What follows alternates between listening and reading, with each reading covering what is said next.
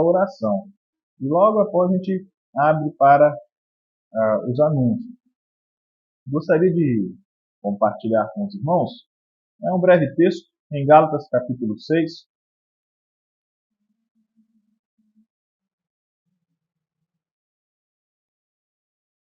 Versículo 1, versículo 2.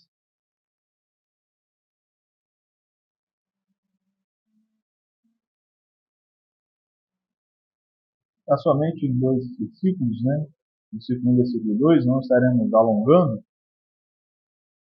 No versículo 1, ele diz o seguinte: Irmãos, se alguém for surpreendido em alguma falta, vocês, que são espirituais, restaurem essa pessoa com espírito de brandura, e que cada um tenha cuidado para que não seja também tentado. Levem as cargas uns dos outros e assim estarão cumprindo a lei de Cristo. É interessante quando nós lemos para estes textos o quanto que ele reforça a nossa relação interpessoal, principalmente estando juntos aqui na igreja, não somente juntos que falamos, né, não neste ambiente, juntos neste ambiente, mas juntos como nós já cantamos agora há pouco, né, juntos sendo parte de um só corpo, juntos sendo parte de um só propósito, juntos sendo parte, né, de um só Senhor, de um só Espírito e de uma só fé. E da mesma forma como nós já temos passado, estudado, focado nessa questão da membresia da igreja, da estruturação da igreja, algo que sempre tem me chamado a atenção é como que a igreja, necessariamente, o foco maior da igreja, ele precisa ser a comunhão. É interessante olharmos sobre isso. É interessante porque quando olhamos até mesmo para a palavra de Deus, nós vemos muito mais orientações sobre a minha comunhão para com o meu irmão do que propriamente eu para com Deus.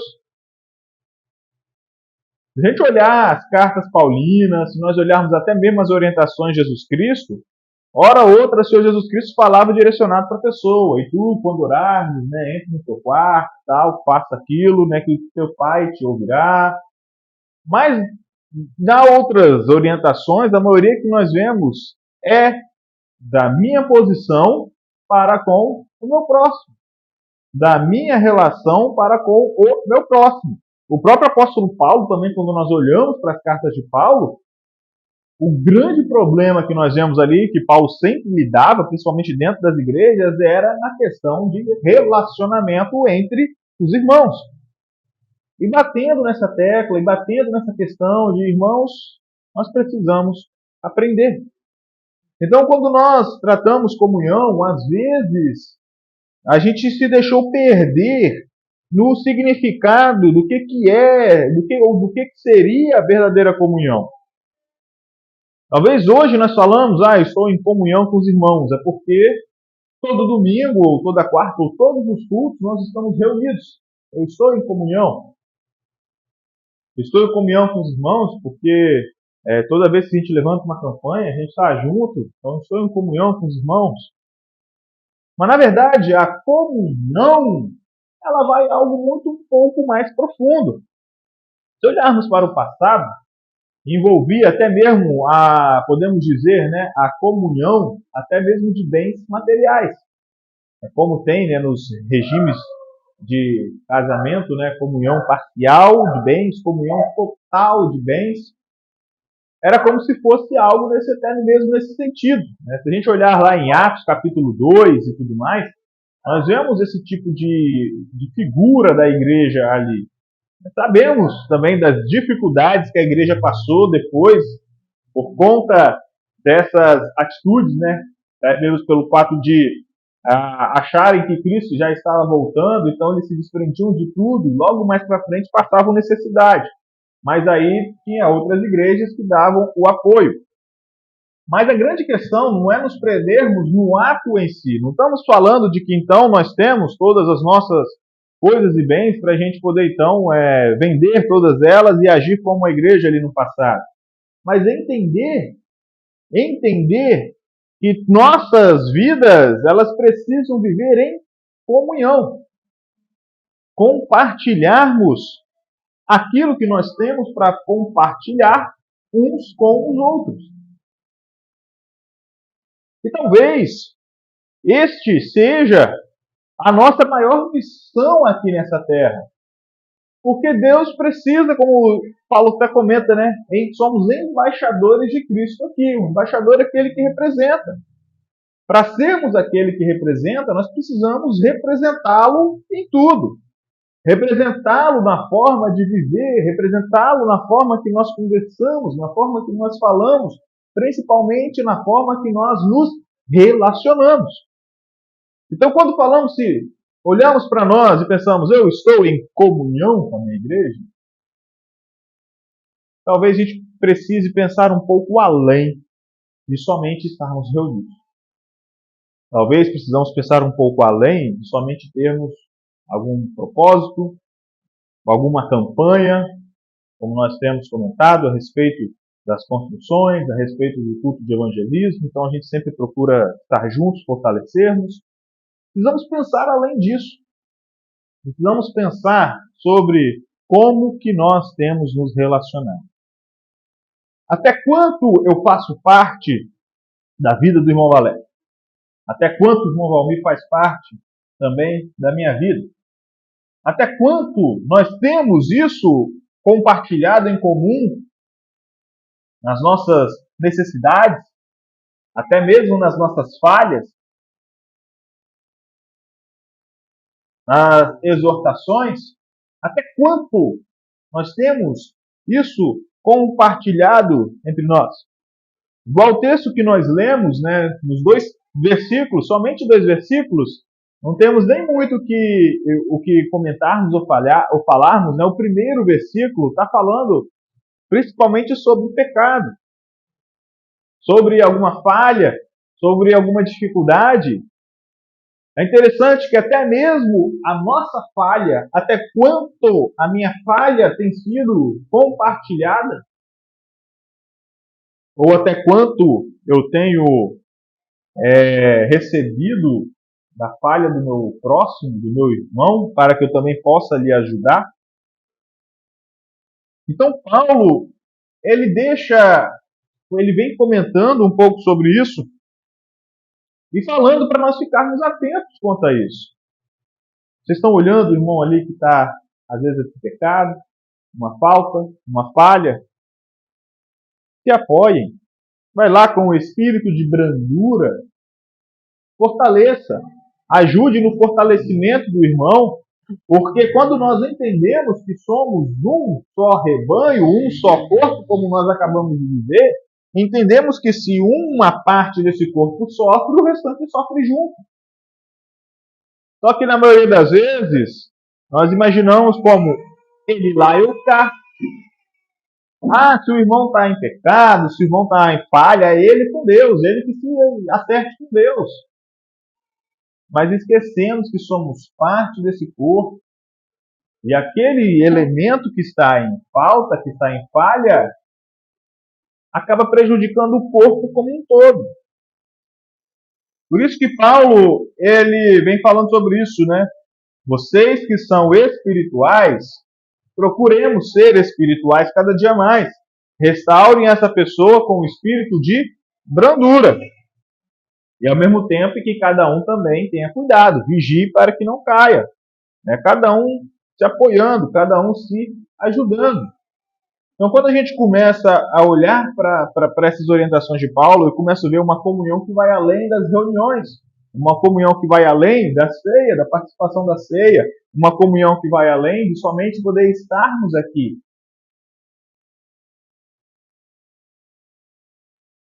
E também no próximo versículo ele falando, levem as cargas uns dos outros. Assim estarão cumprindo a lei de Cristo. Quantas vezes nós temos compartilhado as nossas cargas? E é interessante porque o próprio mundo entende sobre isso. Quando falamos de um ambiente profissional, né, dentro das empresas, empresarial, às vezes o pessoal até fala assim, ó, quando está um sobrecarregado, né, sempre há um problema na cadeia ali de processos, né. Às vezes o pessoal até comenta, ó, se precisar aí, dá um grito aí para a gente te ajudar aí também, porque senão outros processos vão ser prejudicados, outros processos vão ser atrapalhados. Dentro do trabalho o pessoal entende isso. É claro que o compartilhar ali são de coisas profissionais, mas dentro da igreja também, até quanto nós temos compartilhado isso? Qual tem sido as suas necessidades, as suas demandas? Até quanto nós temos realmente compartilhado a nossa vida e vivermos em comunhão? Então, acho muito interessante, né? A gente pode ver muitos outros elementos que o Paulo fala, né? Exortando uns aos outros, suportando uns aos outros, né? Sujeitando-vos uns aos outros. Tudo isso aí a gente observa essa relação interpessoal. A gente observa sobre todas essas orientações elementos fora até mesmo do nosso ambiente litúrgico e muito mais inserido do nosso dia a dia. Só que como eu posso compartilhar e conviver do meu dia a dia, dos meus irmãos, como que eu posso ajudar em alguma falha dos meus irmãos, ou como posso carregar as cargas uns dos outros, ou como posso exortar uns aos outros, se nós não temos essa comunhão, esse compartilhar. Às vezes acho interessante, né? De vez em quando eu vejo, foi feita uma sugestão, né? A gente precisa até mesmo retomar, né, alguns dias para estarmos juntos, fora o culto. Eu vejo alguns outros lugares, né, algumas outras igrejas que sempre tiram, né, uns 2 domingos assim, só para estarem juntos. Às vezes eu olho também, até mesmo acompanhando os irmãos lá em Portugal também, juntaram todo mundo, fizeram um passeio juntos. Coisa simples, mas compartilhando o dia a dia. E sabe, meus irmãos, muitas das vezes nós adoramos a Deus. Muitas das vezes nós glorificamos a Deus quando nós vivemos essa comunhão dessa forma. Quando nós vivemos esse partilhar dessa forma. Era assim que a igreja no passado caía na graça do povo, era assim que a igreja no passado ela era reconhecida pelo povo por olhar e ver o grupo unido, o grupo firme. Nós precisamos fortalecer isso. E assim, nós precisamos vivenciar cada vez mais a nossa comunhão, fortalecer os nossos laços, fortalecer sabendo de que aqui nós estamos em família, sabemos que aqui nós estamos com pessoas que estão sempre prontos para nos ajudar, nos apoiar, nos fortalecer. Quando nós falamos sobre a questão de sujeitarmos uns aos outros, a palavra sujeição significa ali, eu vou fazer o que com o meu eu? Vou dar uma reduzida no meu eu. Às vezes, então, quantas vezes temos dificuldades com isso, né? Porque nós temos o nosso próprio orgulho, nossa própria vontade, os nossos próprios pensamentos, e aí nos deparamos com, às vezes, pensamentos diferentes, ou até mesmo por questões podemos dizer, de afinidade, e deixamos isso falar mais alto do que focarmos no nosso relacionamento, na nossa comunhão. Por isso que a palavra de Deus diz, sujeitai-vos uns aos outros, mas fazer isso em amor. Sujeitando-vos uns aos outros em amor. Quantas vezes nós precisamos também trabalhar nisso? Né? Então acho interessante quando olhamos para a palavra de Deus e vemos quantas orientações que nós vemos relacionadas na vivência em grupo. No compartilhar da vida em grupo. E quem sabe, se a gente parar até mesmo para olhar, a gente está tão acostumado em falarmos, em pensarmos, quando pensamos em comunhão, sobre o nosso reunir, né? Que a gente fala assim, eu não estou em comunhão lá com a igreja. Você está em comunhão com a igreja ou não? Você está reunindo lá ou não? A gente pensa, está tão acostumado sobre isso, que às vezes a gente olhar até mesmo para a questão dos estudos, às vezes a gente está sempre normal, irmãos. Estou falando isso de uma forma normal. Estou falando daqui, estou falando de uma forma geral. Se a gente observar, parece que a gente está mais focado, né, nos conhecimentos aprofundados, doutrinários e bíblicos, do que martelando na nossa forma de convivência. Às vezes comentamos, tiramos um dia ou outro para falar sobre a comunhão entre a igreja. Mas eu volto a falar, quando a gente olha, né, para a palavra de Deus, a gente observa tantas vezes o quanto que este ponto é levantado, e é comentado, e é ensinado. E quantos por cento nós focamos nisso? Para falarmos, para comentarmos, para aprendermos. Então, gostaria de somente compartilhar, né, essa reflexão sobre o que nós também trazer uma forma de refletirmos, né, sobre essa palavra, comunhão, estarmos vivendo essa comunhão, até que ponto, né, a nossa vida ela tem sido, né, então temos vivido, né, a respeito dessa comunhão. E assim, né, que possamos estar sempre prontos para ser aqueles que também estaremos sempre apoiando uns aos outros. É aquele termo, né, que trabalhamos naquele estudo também da mutualidade.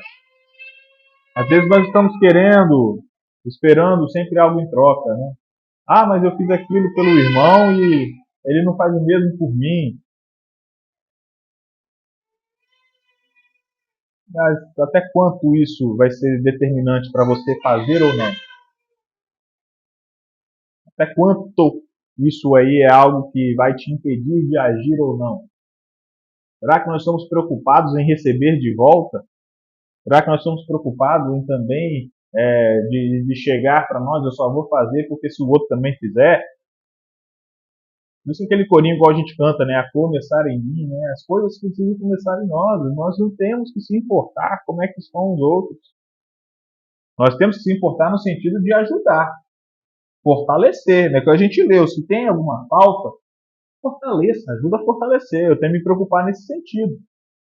Mas eu não tenho que me preocupar no sentido de afetar aquilo que eu faço. Na minha forma de agir, na minha forma de ser. E sabe, meus irmãos, isso é um conceito cristão. O que nós dizemos por conceito cristão? Conceito cristão é porque é um conceito que tem por base o pensamento de Cristo. É daí que vem o significado de cristão, né? Pequenos cristos. Então isso é um conceito cristão. E isso se reflete não somente aqui, onde nós estamos reunidos, mas até mesmo no nosso trabalho. Porque muitas das vezes o pessoal olha isso aí, se você vai fazer isso, cara, o camarada às vezes nem está te reconhecendo, às vezes a pessoa nem está fazendo aquilo ali, talvez você está assim, papapá, se esse ainda vai fazer, não. Eu tenho que fazer, minha obrigação tem que fazer. Aquilo que vier às minhas mãos para fazer conforme suas forças. O que tiver para fazer, eu tenho que fazer. Não vou ficar esperando nada em troca. Não vou ficar esperando que as coisas aconteçam para que eu vá fazer alguma coisa. Isso é uma forma de eu chegar para o meu ego, para o meu eu, e falar assim, fica quietinho um pouquinho, porque eu preciso deixar que Cristo viva em mim. Eu preciso demonstrar a vida de Cristo por meio das minhas ações, por meio daquilo que eu sou. Isso é um conceito. Podemos dizer uma filosofia de vida. Cristo, viver Cristo, cristianismo, é uma forma de vida. Não é reunirmos aqui e falarmos que aceitamos a Jesus. Não é reunirmos aqui e falar que acreditamos em Jesus. Isso não é cristianismo. Cristianismo é um estilo de vida. Um estilo de vida transformado por Cristo. Um estilo de vida que é moldado por Cristo. Um estilo de vida que é renovado pela renovação da nossa mente que é regida por Cristo. É isso que é ser cristão. É isso que é a definição nossa de poder falarmos, eu sou cristão.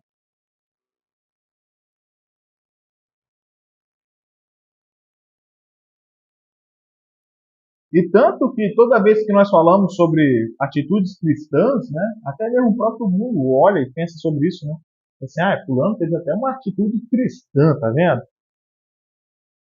Eu não vou falar 100%, mas vou falar que 97% das vezes está relacionado sobre uma atitude de alguém para outro.